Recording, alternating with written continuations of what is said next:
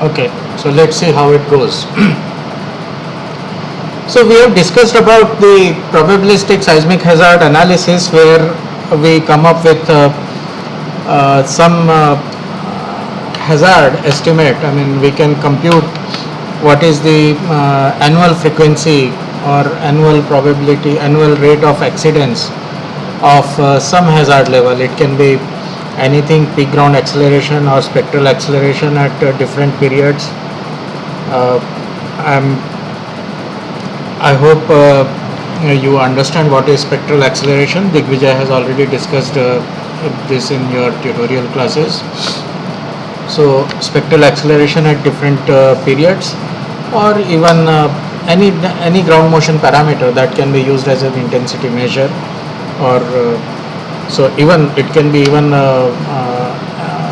earthquake intensity, MMI, modified Mercalli intensity, or whatever. So we can find out what is the annual rate of accidents for in 1 year, and based on that we can carry on with our further analysis. That is, of course, one of the recent developments. Earlier we used to have, and there is another method which is still in use, although not so commonly, but our IS code 1893 still uses that format of specifying earthquake ground motion, that is based on standard spectral shape.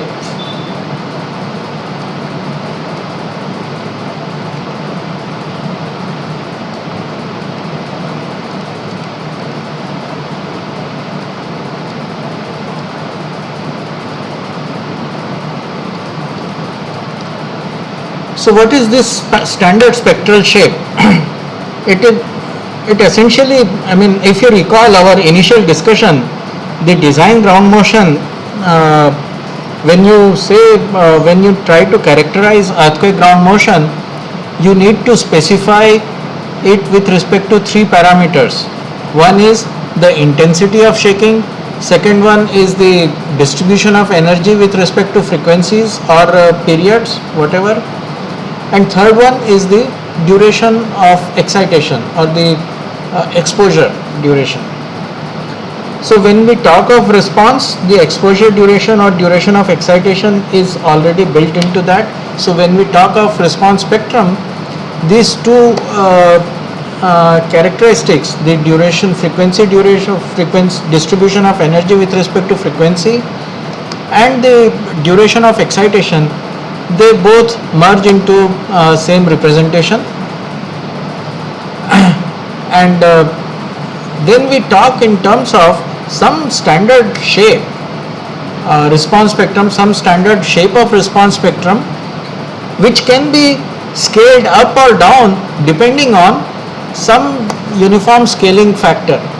Traditionally, it has been done using what we call as ZPA, zero period acceleration, or peak ground acceleration, because peak ground acceleration was the easiest quantity to measure for strong earthquakes, right? And it's a very convenient tool, and acceleration, peak ground acceleration has a very intuitive appeal for as a measure of effect of earthquake. Going back from our notion of Newtonian mechanics, that force is equal to mass times acceleration. So maximum ground acceleration kind of has a comfort level with our basic training in physics. So we can probably relate to acceleration quantities more readily. So that's how design spectra in the earlier times were specified. One particular landmark paper is by three gentlemen,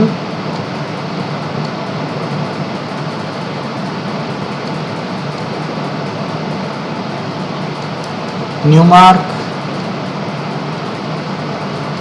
Bloom and Kapoor.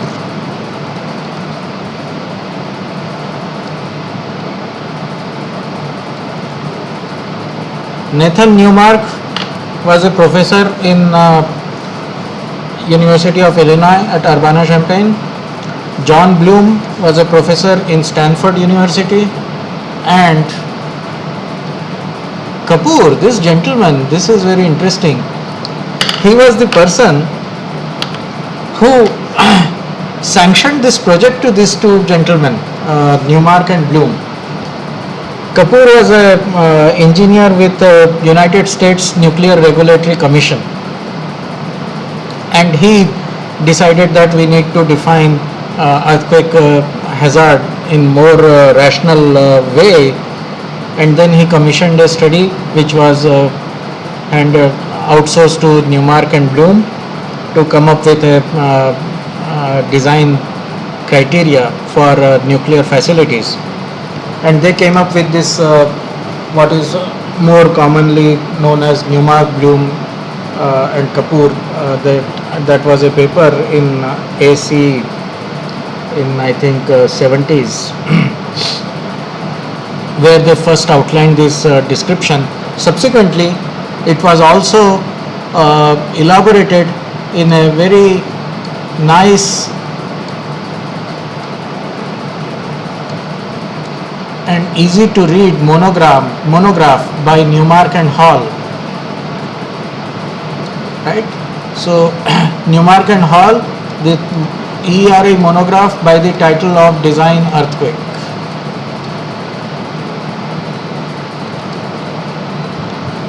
Design earthquake or earthquake design criteria, something similar.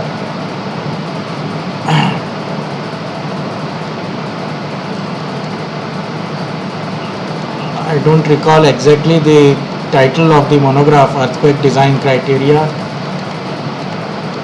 Earthquake Design Criteria is definitely one of the monographs available. I am not sure whether it is authored by Newmark and Hall or Hausner and Jennings. There are two monographs, one by Newmark and Hall and second one by George Hausner and P.C. Jennings.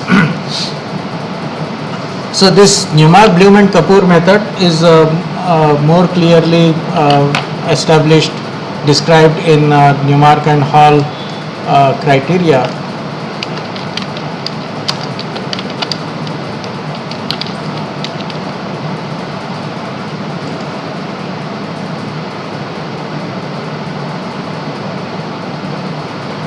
Okay, so it is earthquake spectra and design. So title of this is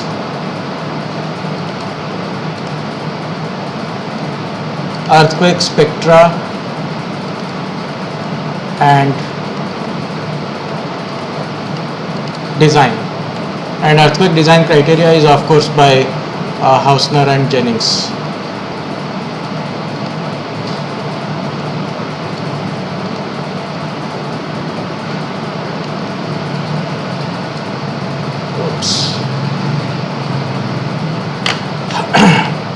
So what is it based on? Very interesting. I uploaded one small note in the Moodle page, which you can see this design earthquake parameters for engineering projects. You may like to go through it, and you will, I mean, most of the things that I am discussing right now are described in that short note. So including this Newmark and Hall spectrum. Right, so the basic idea is, if you look at, I've been talking about tripartite plot, and I've been talking about acceleration sensitive region and velocity sensitive region. So if I say for design, I need the baseline as 1G, so that's a standard shape. So this is 1G line, that's the pseudo-spectral acceleration. Grid lines are, axis is this, so grid lines are normal to this.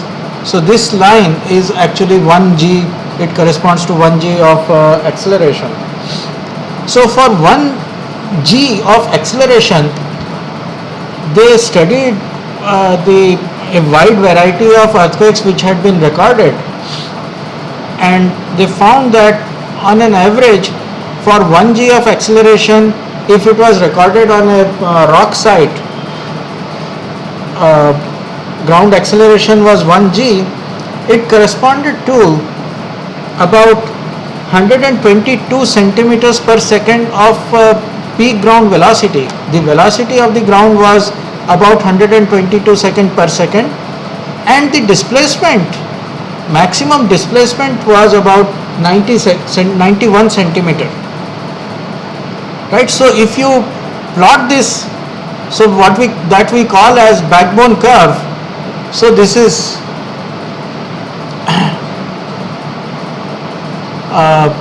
1 g, and then 122, so this is 100, and this is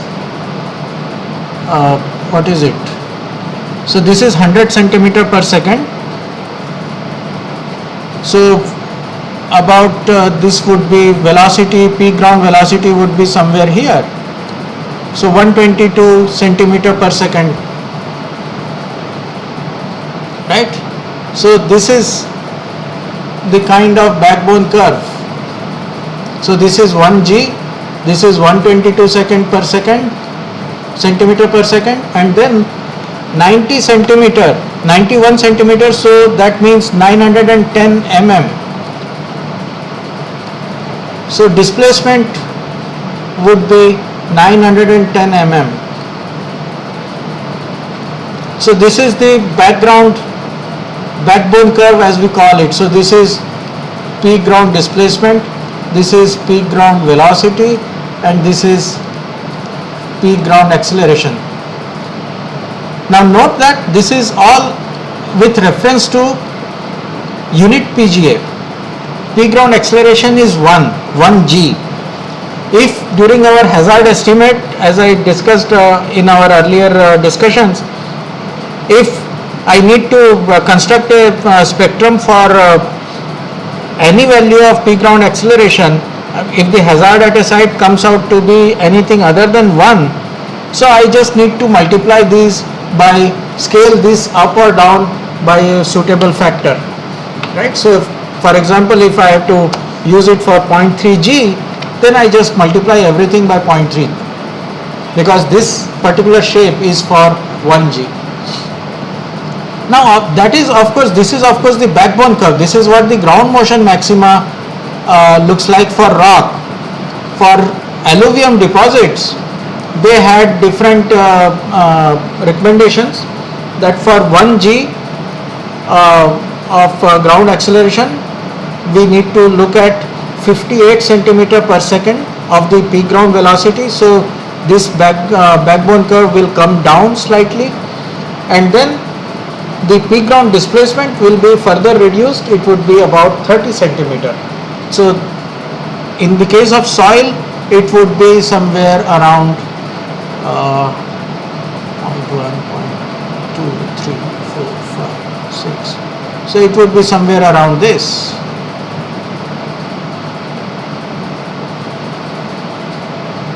Yes. Right?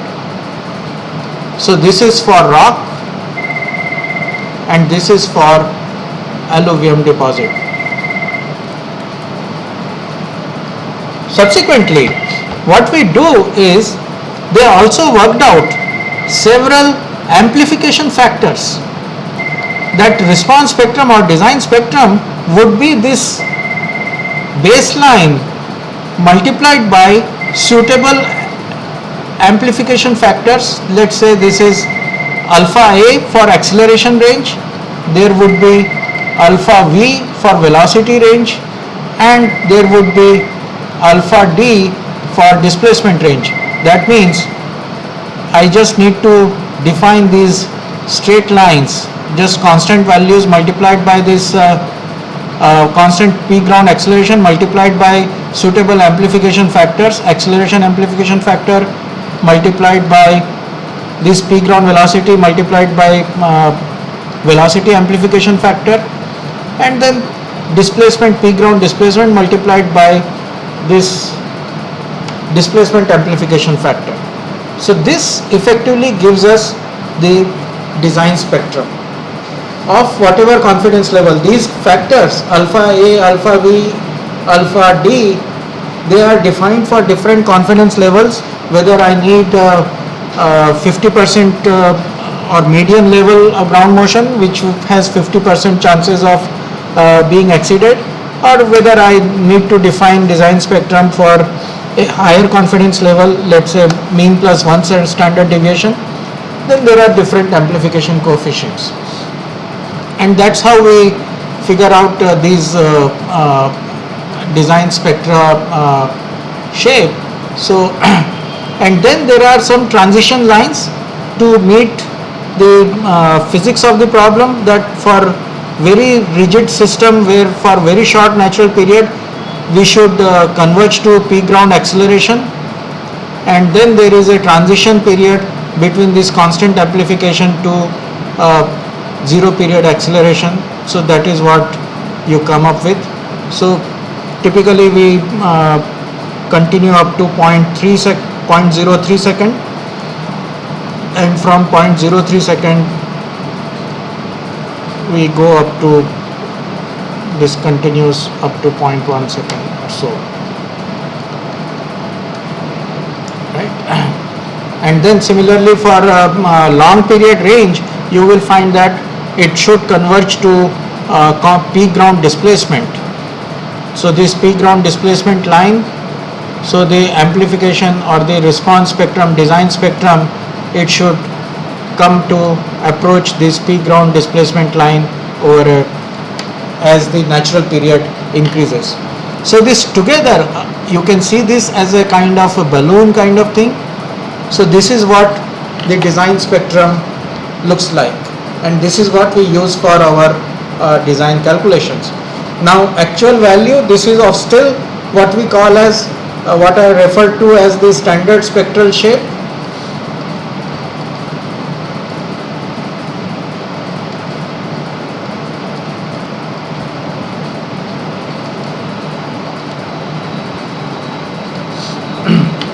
Because it is based on certain statistical correlation between peak ground parameters, peak ground for unit peak ground acceleration, what is the corresponding peak ground velocity and what is the corresponding peak ground displacement. If you have independent estimate of peak ground acceleration, peak ground velocity and peak ground displacement, very good. You can still use the same, all the three parameters to draw this backbone curve, and then use these spectral amplification coefficients alpha A to amplify spectrum in the acceleration region where the acceleration lines are parallel to acceleration grid lines, then velocity amplification in the region where the spectral lines, velocity lines are parallel to the velocity grid lines, and then displacement amplification factor to amplify the backbone when the displacement lines are parallel to the displacement grid lines. And then you can taper it off to the ground motion limiting values, limiting characteristics, and you have the standard spectral shape, and then you can obviously scale it up or down based on whatever values, whichever value you need to peg it to, anchor it to. So this is what we use for design, and that's why this tripartite curve is very, very useful.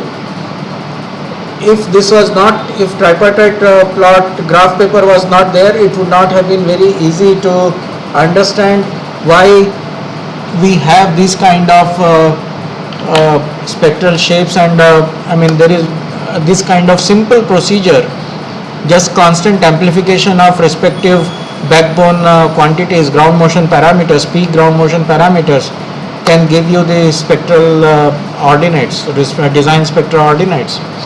Wouldn't have been possible without the use of this tripartite graph paper,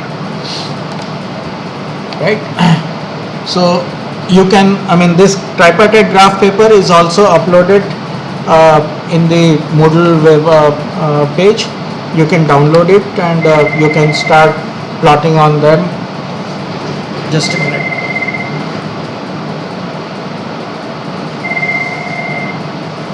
हाँ टिंकू जी बताइए. Morning morning.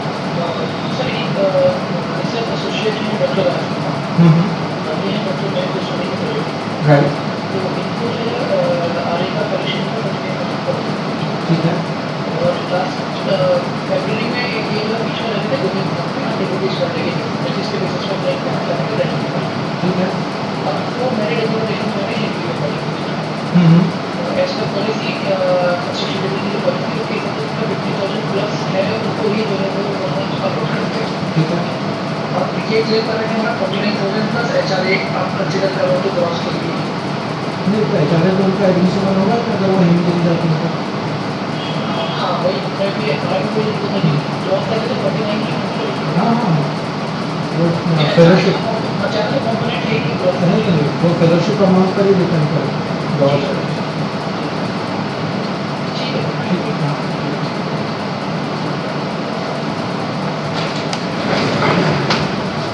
Okay. Okay, sorry about that. So you have this available in the Moodle this thing. So this is tripartite graph paper, and this is the article that I am referring to. Design earthquake parameters for engineering projects. Please go through this and you will understand what I just discussed about Newmark and Hall procedure for construction of design spectrum. And then these are the two IS codes that we will be referring to for earthquake resistant design of buildings. So part 1 refers to this design ground motion characterization, and then followed by the specific provisions with respect to earthquake resistant design of buildings. And 13920 is the code for spatial ductile detailing that we will come to in due course of time. What do we mean by ductile detailing and why it is important? Of course, these are we will discuss this in due course, and I expect you to keep looking at this portal. I keep on uploading reading material, and I expect all of you to go through the reading materials as and when time permits you. And of course I will be handing out very soon assignment sheet, tutorial sheet, which you need to solve and upload, and hopefully that will clarify the concepts that we have been discussing in the class, right? So now coming to the so what we had discussed is P ground acceleration, P ground velocity, P ground displacement. So 1G corresponds to 122 centimeter per second and 91 centimeter for rock sites, or let's say rocky sites, and for 1G of PGA recorded on an alluvium deposit, the P ground velocity is 58 centimeters per second and 30 centimeters is the P ground displacement.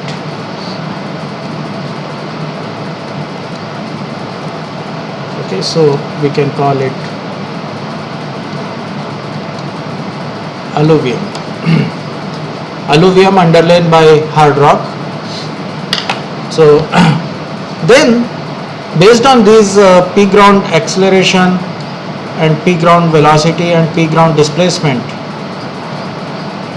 PGA PGV, PGD. This is what we call as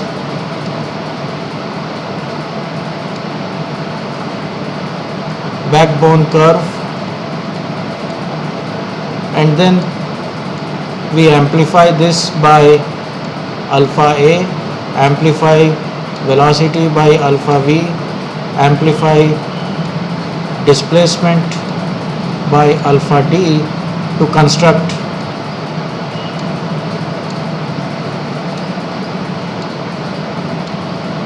design spectrum.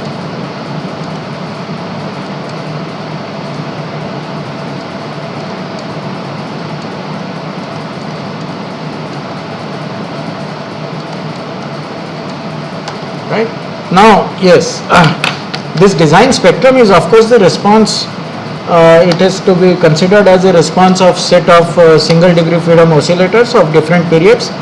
And when we talk of this design spectrum, they typically we do it for 5% damping, and then once we define 5% damping, the design spectra for all other damping ratios are determined by scaling it by another set of factors. So damping dependent factors.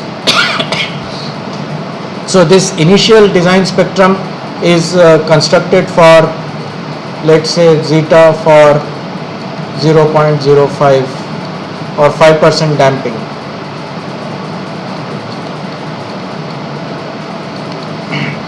And then subsequently, once we have characterized it for 5% damping, then the spectra for other damping ratios are derived by suitable modification of these 5% damping spectra.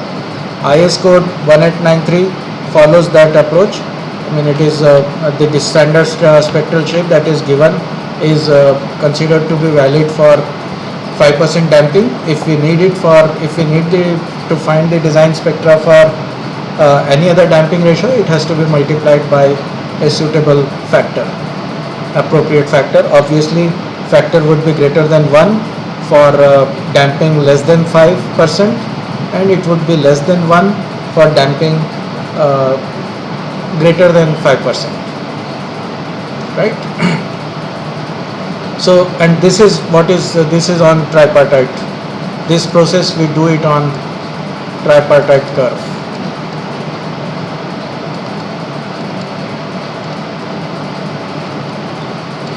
Because that is where you will find these straight lines, these axes, the orthogonal relationship between the displacement, velocity and acceleration, that would be visible only on the tripartite plot. Otherwise, you will not be able to appreciate why this happens like this. Right, so that's what it looks like, the entire process on the tripartite plot. So how do we use this? How do we use this design spectra in our analysis? As I said, any design, be it earthquake resistant design or your normal structural design, or not just structural design, any engineering design is essentially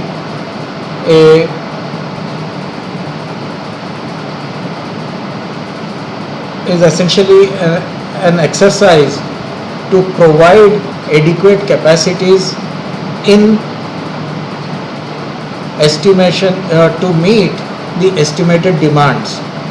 So when an earthquake comes, or we need to design a facility to withstand a future earthquake, we need to anticipate what kind of demands would be put on the facility or the structural system, and then when I say demand, what kind of forces would be, internal stress resultants would be experienced by the structural members, and then I need to provide for adequate structural capacities which will be able to meet those demands, right?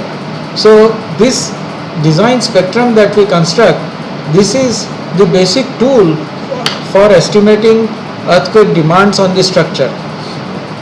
So unless I know how to use this design spectrum for estimating the earthquake seismic demands on the structural members, there is no way I can design the structural member itself. I mean, there is no way I can find,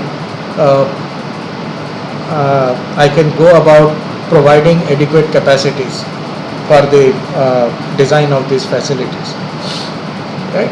Because the provision of the capacities is standard. I mean, reinforced concrete design is reinforced concrete design. There is no change in the design philosophy or the method of design of the structural elements.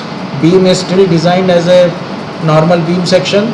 All criteria, moment capacities, shear capacities have to be taken care of.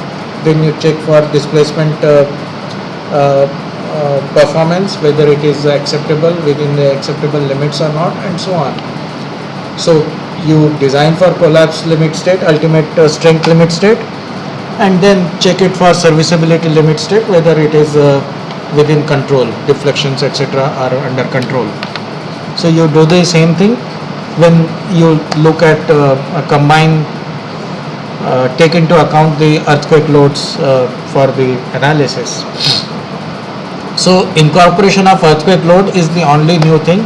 Everything else remains the same as you do for normal design, right?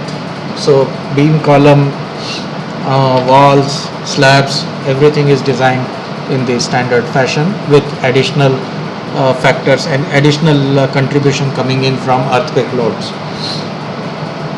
So how do we, so what does earthquake do differently, so differently that we need very different code for that? One thing is, of course, we discussed in the beginning that it allows you, it makes you to think about forces in horizontal direction, right? Earthquake is a natural phenomena. It causes motion of the ground in three orthogonal direction. Translation, any ground motion can be in at most 6 degrees of freedom, 3 translation and 3 rotation.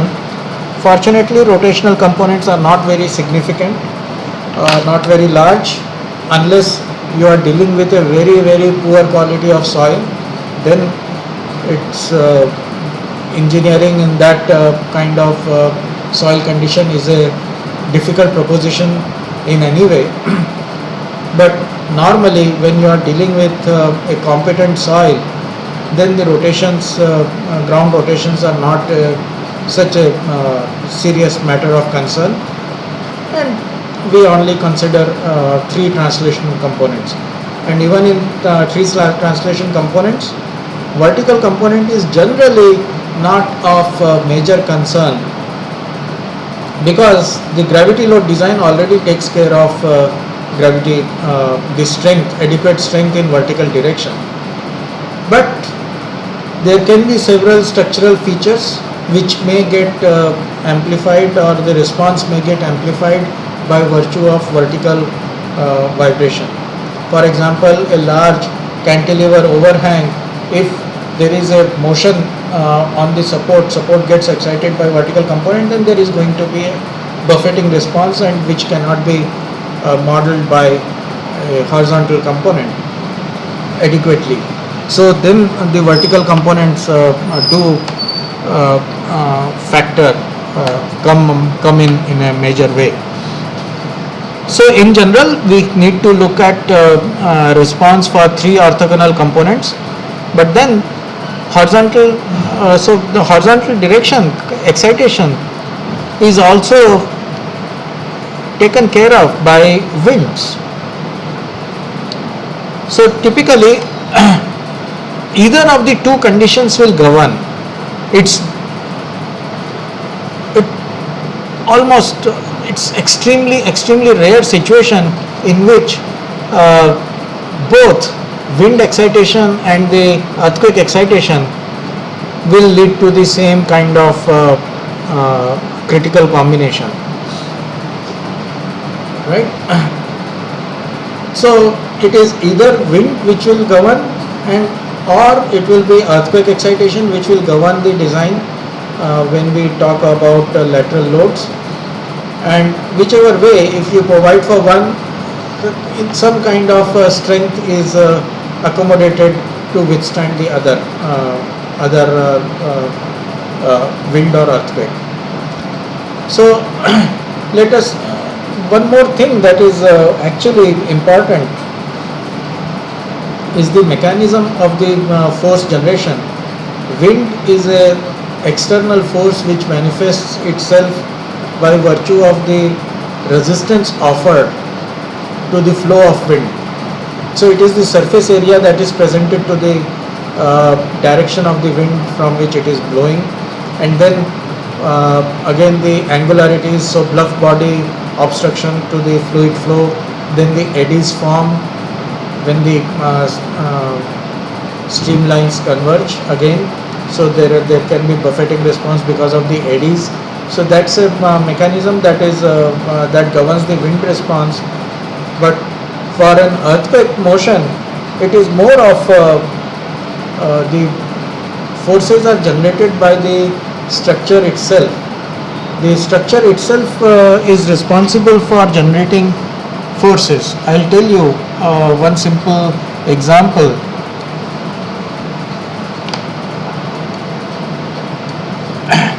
Let us take a simple one-story building that will be able to explain the basic concepts. Right, so this is the single story. Let's consider this is mass and these are the columns k by 2, k by 2. So identical columns, so stiffness is half. So the total story stiffness is, they are in parallel because we are talking in terms of horizontal displacements, lateral displacement. So both this beam slab system is considered to be rigid. So rigid floor diaphragm, there are two things. One is, for the time being, just use these terms as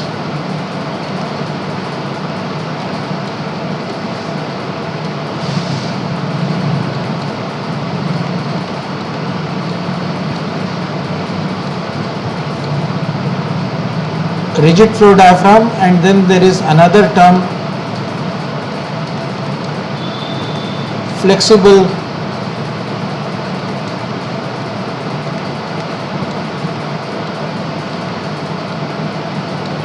diaphragm, again flexible floor diaphragm. So rigid floor diaphragm, I mean reinforced concrete slab, beam slab system, if you look at it in the horizontal direction, it presents massive cross section area. If you look at the cross section area, it is in the axial direction. So it has a huge cross section area A, very large, Young's modulus E. So EA by L corresponds to a very, very stiff system corresponding to what is the stiffness of this, which is it is supported by. So this is 12 EI by L cube. This is also 12 EI by L cube. Right? So for long columns, it's going to be very, very flexible, and typically you can compare, you can just work out these relations. So both of them, you will find that there is very little deformation happening within the floor.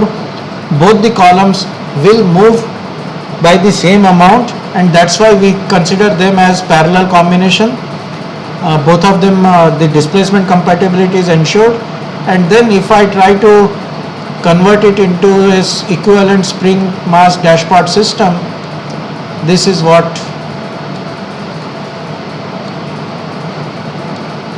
I can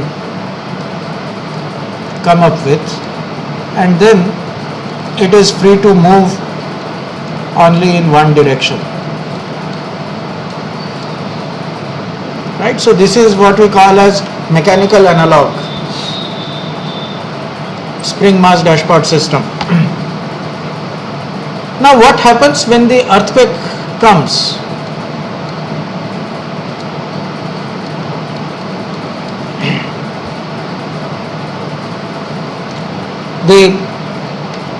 You can consider this earthquake vibrates, the base vibrates, so you can try shaking the table on which you are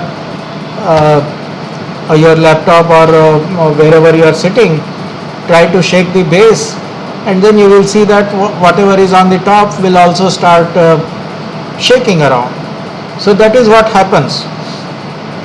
So vibrations are transmitted, and then how is it transmitted? Let us look at the free body diagram of this mass. What are the forces acting on this mass?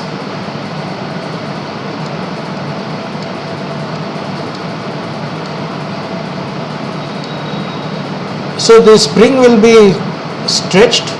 So if the mass moves by some amount u, there will be some stretch in the spring, and the now in this case you also have to see that base is also moving by some amount ug. So net force in the spring is going to be proportional to the net stretch. So the spring force is going to be K times u minus ug. The force in the damper similarly is going to be proportional to net velocity, right? Now this is equal to sum total of these forces. So if I state that this is my positive direction towards right, so minus K times, so force acting on the mass M is actually on this force is negative, so K times u minus ug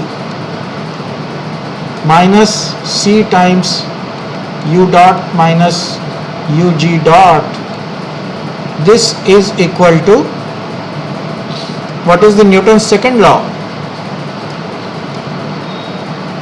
Rate of change of momentum.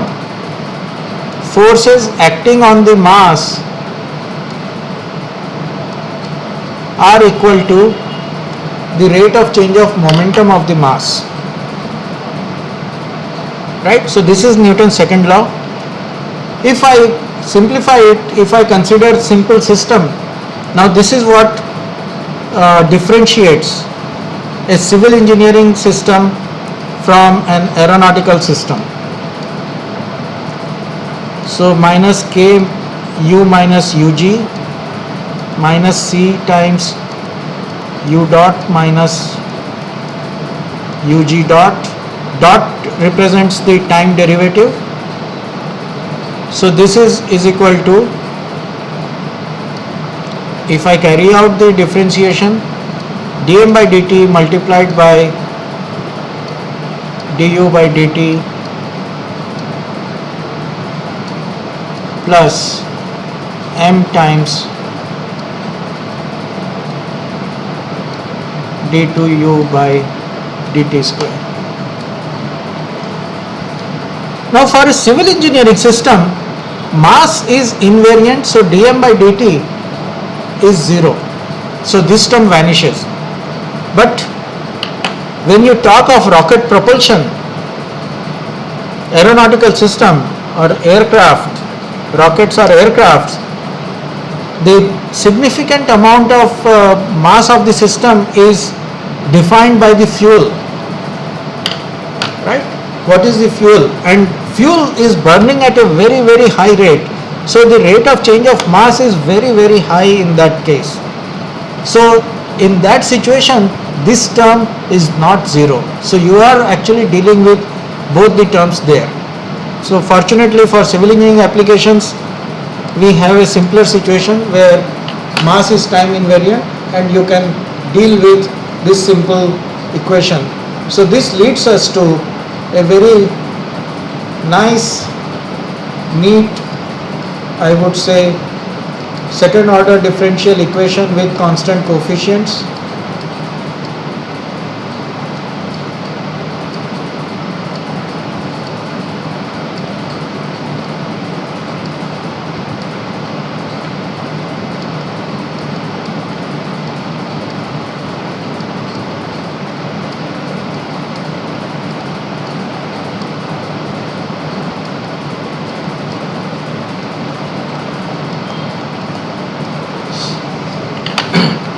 Now I can rewrite this equation in the simpler fashion. Let us say I define V as relative displacement with respect to base, right? So then this becomes, I can du, so then u becomes V plus ug. So d2u by dt square becomes m v double dot plus c v dot plus k v is equal to minus m ug double dot. Right? Now what is this ug double dot? That's ground acceleration. And now you can appreciate why initial developments in earthquake engineering were concentrated around P ground acceleration. That gives you approximately what is the maximum force that you need to consider for design of the system if it was applied statically. Because initially the computational facilities were very limited, and dynamic analysis, as you would realize, is almost impossible without recourse to computer models and numerical solutions. So if you had to solve using manual calculation, if you had to solve using static analysis, then you would probably be doing just by using what is the P ground acceleration, what is the maximum force, lateral force, and then carry out whatever stress analysis you have to, structural analysis you have to carry out, ignoring these dynamic terms. These are the dynamic terms. Normally what you would do is K times V is equal to P, and that P effective is going to be M times U double dot G max, right?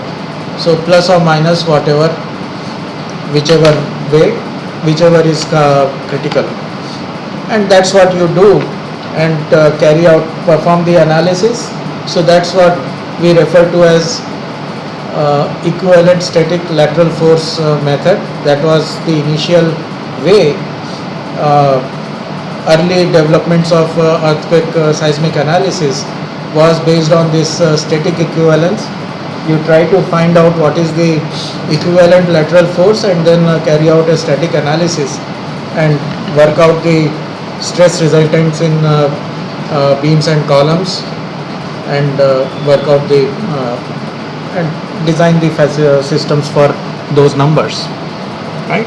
Of course, it is better than nothing, but there are serious limitations with that approach, and it does, by neglecting these dynamic effects, you tend to underestimate the response, and it may be not so conservative. It may not be conservative at all. So we need to bring in some way, a simple method to perform this analysis, and yet bring in the element of these dynamic effects. The inertia, this is what we call as inertia, this is what we call as damping. So we need to bring in these dynamic effects into our analysis, and then figure out, and yet the analysis has to be kept as simple as possible. So that's the purpose of the design code, the code based procedure. not everybody can understand. The idea is any design code should be written or should be developed in a format which can be implemented, which can be understood and used correctly by any graduate engineer. And when I say any graduate engineer, a graduate engineer, I mean the normal curriculum of the graduate engineering doesn't give you a very deep understanding of the earthquake engineering, of the earthquake engineering concepts, right? So code based procedures are necessarily made simple. Of course everything has a very philosophical basis, but then the implementation is to be, or the formulation has to be in such a way that any engineer, any graduate engineer should be able to interpret it correctly and use it correctly. So that's the basis of design codes all over the world, and we will see how it relates, or the provisions, design provisions follow from the basic dynamic analysis. I'll stop here. Please let me know if you have any questions.